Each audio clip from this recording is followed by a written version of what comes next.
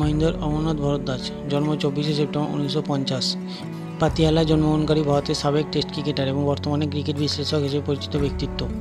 সচরাচর তিনি মহিন্দর অমরনাথ কিংবা জিমি নামে পরিচিত।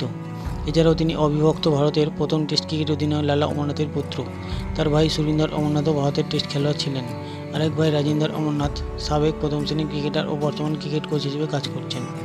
ইংল্যান্ডে অনুষ্ঠিত 1983 সালের বিশ্বকাপ ক্রিকেটের ফাইনালে তিনি ম্যান অব দ্য ম্যাচের পুরস্কার লাভ করেছিলেন। অমরনাথ ডিসেম্বর 1969 সালে চেন্নাইয়ে অস্ট্রেলিয়া দলের বিপক্ষে অংশগ্রহণের মাধ্যমে আন্তর্জাতিক ক্রিকেটে নিজেকে অভিষেক ঘটান। খেলোয়াড়ি জীবনে তিনি অলরাউন্ডারের ভূমিকায় অবতীর্ণ হতেন। শীর্ষ সারির ব্যাটসম্যান হিসেবে সাধারণত তিনি 3 নম্বরে মাঠে নামতেন। এছাড়াও তিনি অসাধারণ দক্ষতা এবং নিয়ন্ত্রণের মাধ্যমে বলকে সুইং ও কাটিং করতে পারতেন। বোলিং ক্রিজে পৌঁছে তিনি বল ছুটতেন।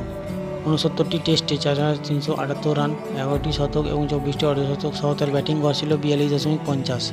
এছাড়া উইকেট প্রতি 55.68 রান দিয়ে 32 উইকেট লাভ করেন। 85টি একদিনের আন্তর্জাতিক ক্রিকেটে 1924 রান গড় 30.53 করেছেন। তার সর্বোচ্চ রান অপরাজিত 102 এবং 42.84 রান গড়ে 46 উইকেট দখল করেন।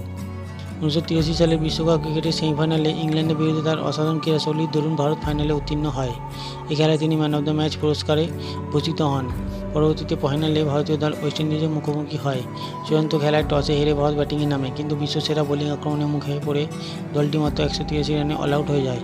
কৃষ্ণমাচারী শ্রীকান্ত ও তিনি জুটি করে Andy Roberts, Malcolm martial, Joel Garner এবং মাইকেল হোল্ডিংয়ের বোলিং আক্রমণ আটকাতে পেরেছিলেন।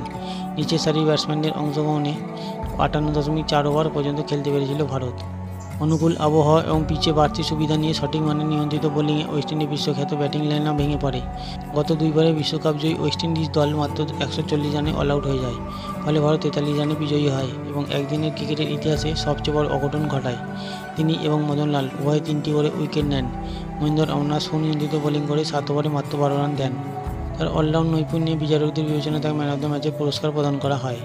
মহিন্দর অমরনাথ কিছু ক্ষেত্রে অদ্ভুতভাবে আউট হয়েছেন। তন্মধ্যে একমাত্র ভারতীয় ব্যাটসম্যান হিসেবে হ্যান্ডলিং দ্য বলের কারণে আউট হন। 9 ফেব্রুয়ারি 1986 তারিখে অনুষ্ঠিত একদিনের আন্তর্জাতিক ক্রিকেটে এই ঘটনাটি ঘটে। এছাড়াও একমাত্র ভারতীয় ব্যাটসম্যান হিসেবে মাঠে বাধা দেওয়ার কারণে আউট হয়েছেন তিনি। হিট উইকেটেও আউট হয়েছেন তিনি। ব্যাটিংয়ের সময় তিনি পোশাকে লাল রুমাল দৃশ্যমান রাখতেন।